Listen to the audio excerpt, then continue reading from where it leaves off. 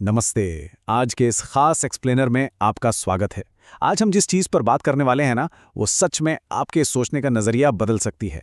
आज हम एक बेहद दिलचस्प और एकदम क्रांतिकारी किताब रोज़ is a rose is a रोज़ का एक डायनामिक बुक प्रीव्यू करने जा रहे हैं। आसान भाषा में कहूँ तो ये किताब समाज की थोपी हुई बातों को दिमाग से निकालना यानी अनलर्निंग करने का एक बहुत ही शानदार और दार्शनिक रास्ता दिखाती है। जरा इस बात पर गौर कीजिए। जीवन जैसा है वो हंसने के लिए अपने आप में एक बहुत बड़ा कारण होना चाहिए। ये एक बहुत बड़ा ब्रह्मांडीय मजाक है ना? कितनी गहरी बात। ये विचार हमें तुरंत इस किताब के उस दर्शन से जोड़ता है जो कहता है कि हम इंसान एक बीमार समाज के भारी बोझ तले दबे हुए हैं। और मजे की बात यह है कि जब तक हम इस बोझ को समझते नहीं है ना, तब तक हम जीवन के इस कॉस्मिक जोक का असली आनंद ले ही नहीं सकते। तो आज के सफर में हम क्या क्या देखने वाले हैं, फटाफट से एजेंडा देख लेते हैं। पहला, अनलर्निंग की एक किताब। दूसरा, समाज के गिल्ट ट्रैप से बचना।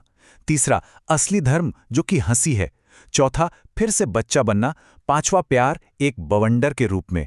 और अंत में एक लगातार चलने वाला चमत्कार। चलिए पहले पॉइंट से शुरू करते हैं, अनलर्निंग की किताब, यानी अपने बोझ को कैसे गिराया जाए। देखिए, किताब का मुख्य फोकस ही यही है कि एक इंसान को उन गहरे और पुराने आदर्शों के बोझ से कैसे आज़ाद किया जाए जो सदियों से उस पर लादे गए हैं। यहीं पर श्रेयस का विचार सामने आता है। श्रेयस का मतलब है परम कल्याण, या फिर कहें इच्छाओं से मुक्त होने का रास्ता जो सीधे परमात्मा की ओर ले जाता है। आसान शब्दों में दुनियादारी की इच्छाओं और कंडीशनिंग को छोड़ना ही परम आज़ादी का अनुभव करने का एकमात्र सच्चा तरीका है। मतलब अगर आपको ऊंची उड़ान भरनी है तो अपना फालतू का बोझ तो गिराना ही पड़ेगा।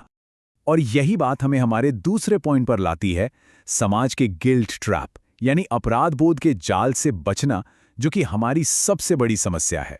आप खुद से पूछिए, आखिर वो क्या चीज़ है जो हमें खुलकर जीने नहीं देती, हमें पीछे खींचती है? किताब इसका बहुत ही सीधा जवाब देती है, इंसानों का ही बनाया हुआ गिल्ट। ये हमारी खुशी के रास्ते का सबसे बड़ा रोड़ा है।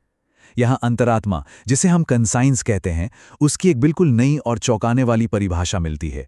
ये कोई नैतिक कंपास नहीं है दोस्तों, ये असल में समाज द्वारा हमारे दिमाग में फिट की गई एक चाल है, एक मैकेनिज्म है जो हमें उनके बनाए नियमों का पालन करने पर मजबूर करता है और हमारे अंदर गिल्ट पैदा करता है।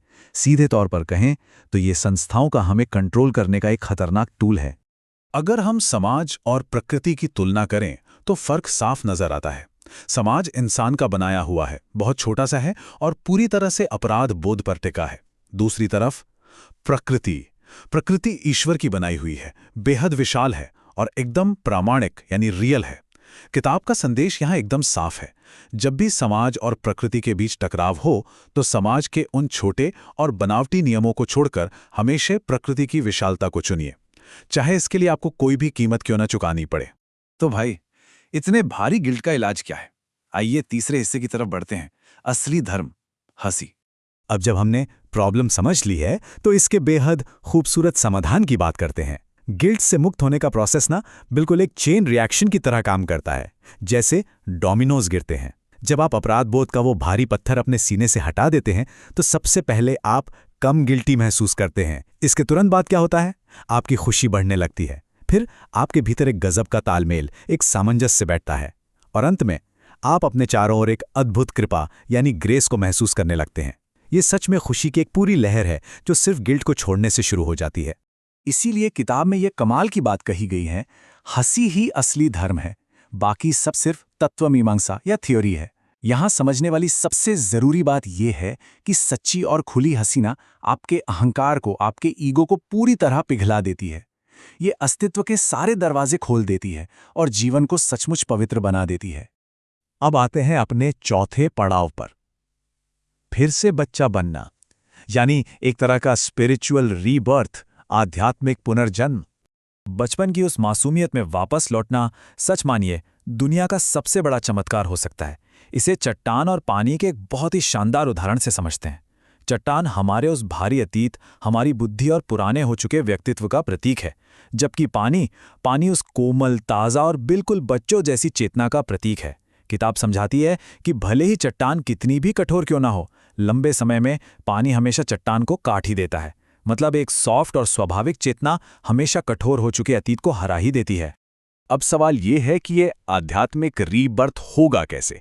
इसके 3 सिंपल स्टेप्स हैं।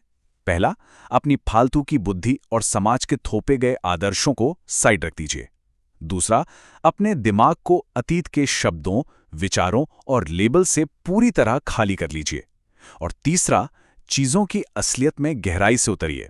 इसका फाइनल गोल सिर्फ इतना है कि अगर आपके सामने गुलाब है तो आप उसे सिर्फ एक गुलाब की तरह देख सकें। उस पर कोई पुराना दर्शन या कोई लेबल चिपकाने की कोशिश ना करें, बस वो जो है उसे वैसे ही देखें। चलिए अब आगे बढ़ते हैं अपने 5वें पॉइंट पर, जो थोड़ा वाइल्ड है, प्यार एक बवंडर के रूप में। यहाँ किताब हमारे इंसानी रिश्तों की एक बहुत ही गहरी पड़ताल करती है और एक बड़ा ही तगड़ा पैराडॉक्स हमारे सामने रखती है। हम इंसान एक ही समय में प्यार और पूरी आज़ादी दोनों एक साथ कैसे चुन सकते हैं?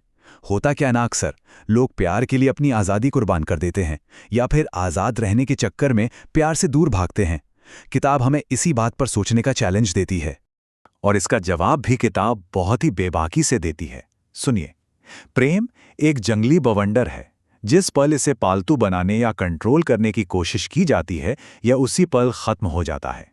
किताब इसे प्रेम वात्या यानी प्यार का बवंडर कहती है।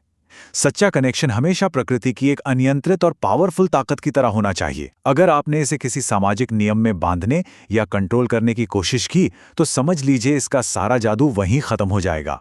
और अब हम पहुंच गए हैं अपने आखिरी हिस्से पर, एक निरंतर चमत्कार यानी हियर एंड नाउ, बिल्कुल इसी पल में जीना। सोचकर देखिए, अगर हम समाज के सारे बोझ उतार फेंकें तो वर्तमान में इस पल में जीना कितना अद्भुत होगा।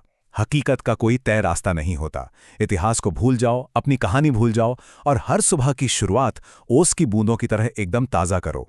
ये असल में अपने अतीत के भारी भरकम पहाड़ को पूरी तरह से छोड़ देने का एक बहुत बड़ा आह्वान है। हमारा हर एक दिन एक बिल्कुल नए और शुद्ध अस्तित्व की तरह होना चाहिए। कल का बोझ आज में बिल्कुल नहीं। और यही इस बुक प्रीव्यू का सबसे अहम और बड़ा टेकअवे है। जीवन एक चमत्कार है और केवल एक चमत्कार नहीं, बल्कि एक लगातार चलने वाला चमत्कार है। जब हम समाज के बनाए उन छोटे छोटे गिल्ट के जालों से खुद को आज़ाद कर लेते हैं ना, तब जाकर हमारी आंखें सच में खुलती हैं। और तब हम उस असीम कृपा को देख पाते हैं जो ठीक इसी पल यहीं हमारे ऊपर बरस रही है। तो इस एक्सप्लेनर को खत्म करने से पहले मैं आपके लिए एक बहुत ही गहरा सवाल छोड़कर जाना चाहता हूं। क्या हम इस वर्तमान क्षण को ठीक यहां और अभी अपने अतीत के उस भारी चश्मे को उतार के देख सकते हैं? सोचिएगा जरूर। मुझे पूरी उम्मीद है कि इस चर्चा ने आपके अंदर उस मूल किताब को पढ़ने और अनलर्निंग की अपनी खुद की यात्रा शुरू करने की एक आग सी जरूर लगा दी होगी। तो बस अगली बार तक के लिए नया सीखते रहिए और सीखी हुई फालतू बातों को भुलाते रहिए।